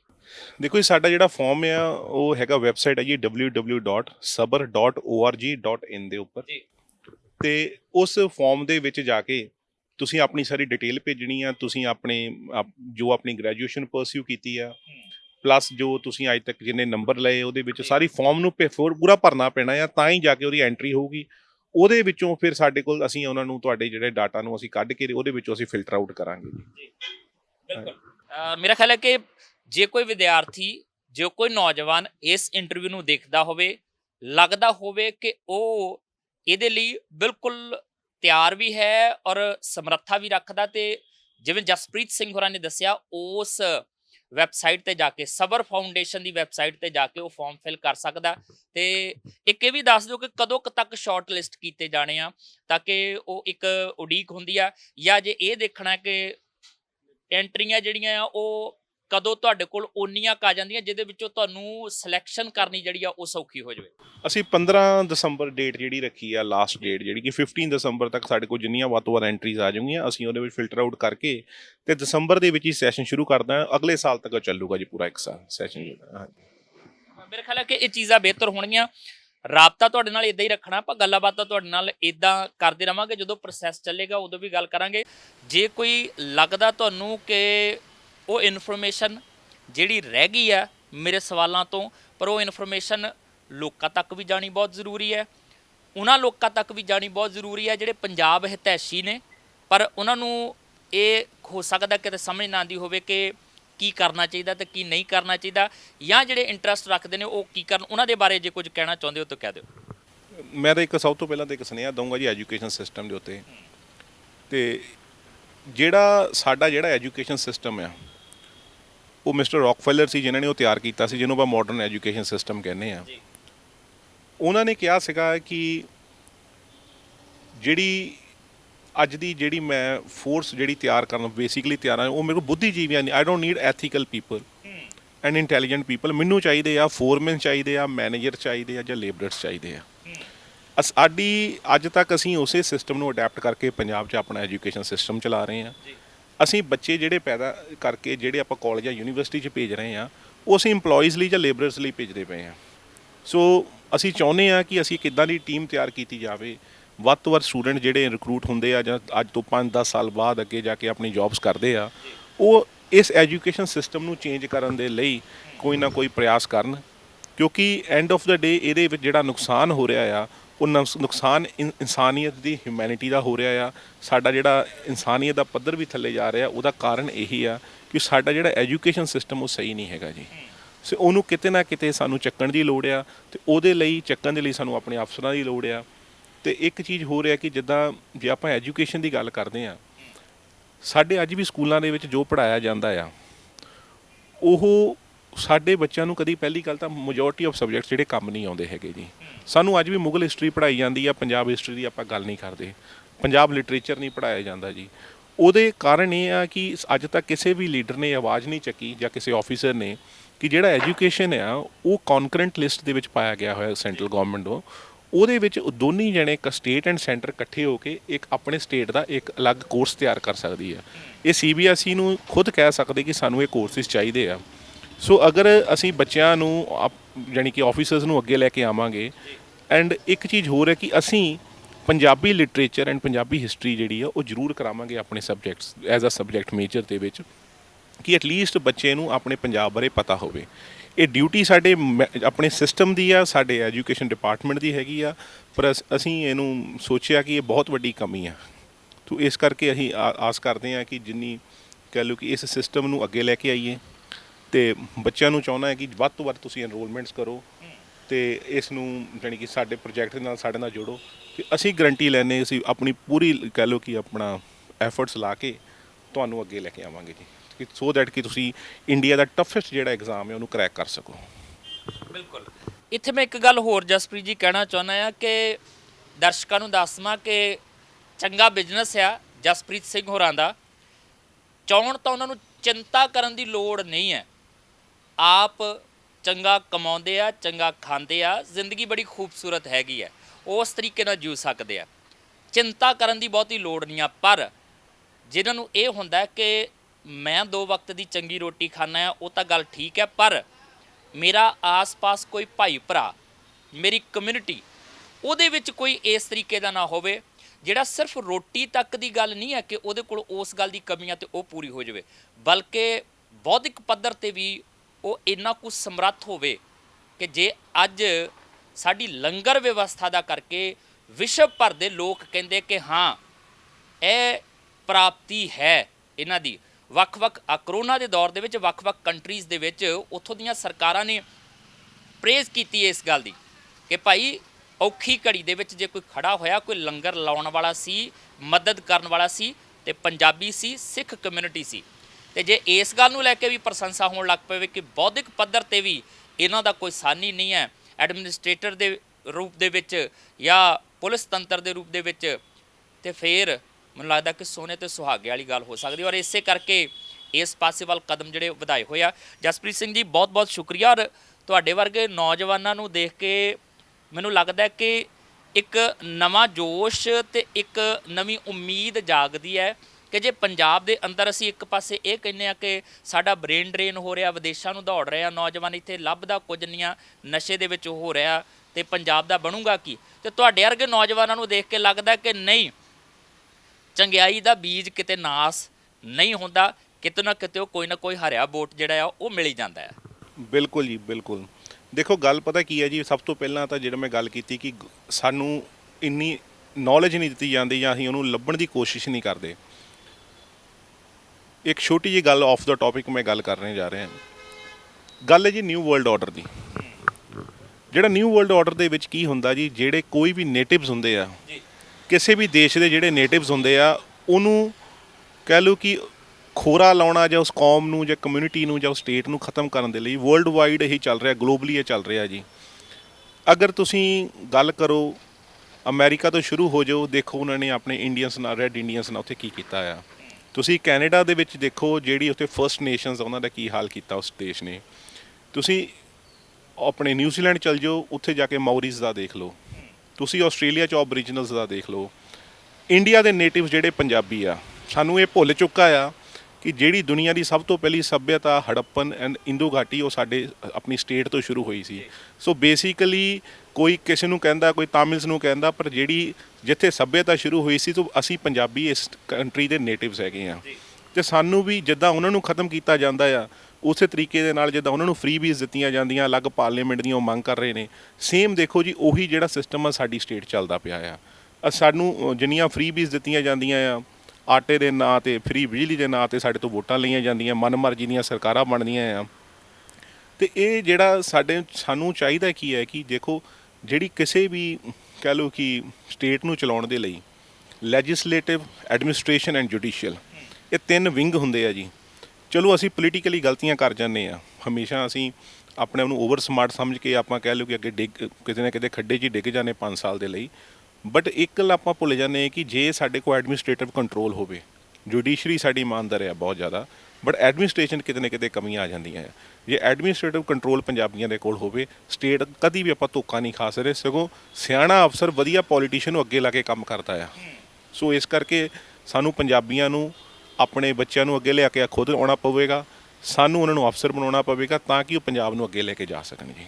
ਬਿਲਕੁਲ। ਔਰ ਉਮੀਦ ਰੱਖਦੇ ਹਾਂ ਕਿ ਤੁਹਾਡੀ ਉਮੀਦ ਨੂੰ ਵੀ ਬੂਰ ਪਏਗਾ, ਕਿਉਂਕਿ ਅਸੀਂ ਵੀ ਇੱਦਾਂ ਦੀਆਂ ਉਮੀਦਾਂ ਰੱਖਦੇ ਹਾਂ ਪੰਜਾਬ ਦੀ ਬਿਹਤਰੀ ਲਈ। ਜਸਪ੍ਰੀਤ ਜੀ, ਗੱਲਬਾਤ ਕਰਨ ਲਈ ਬਹੁਤ ਬਹੁਤ ਸ਼ੁਕਰੀਆ ਜੀ। ਹਾਂਜੀ, ਧੰਨਵਾਦ ਜੀ, ਥੈਂਕ ਯੂ ਭਾਜੀ, ਥੈਂਕ ਯੂ ਜੀ। ਸੋ ਜਿਹੜਾ ਕਦਮ ਚੁੱਕਿਆ ਗਿਆ, ਮੈਨੂੰ ਲੱਗਦਾ ਕਿ ਬਿਹਤਰ ਆ। ਇਹੋ ਜਿਹਾ ਹੋਰ ਕਈ ਕਦਮ ਪੁੱਟੇ ਜਾਣੇ ਲੋੜੀਂਦੇ ਨੇ। ਜਸਪ੍ਰੀਤ ਹੋਰਾਂ ਨੇ ਐਜੂਕੇਸ਼ਨ ਸਿਸਟਮ ਨੂੰ ਲੈ ਕੇ ਵੀ ਗੱਲਾਂ ਕੀਤੀਆਂ ਕਿ ਸੁਧਾਈ ਉਹਦੇ ਵਿੱਚ ਵੀ ਲੋੜੀਂਦੀ ਹੈ।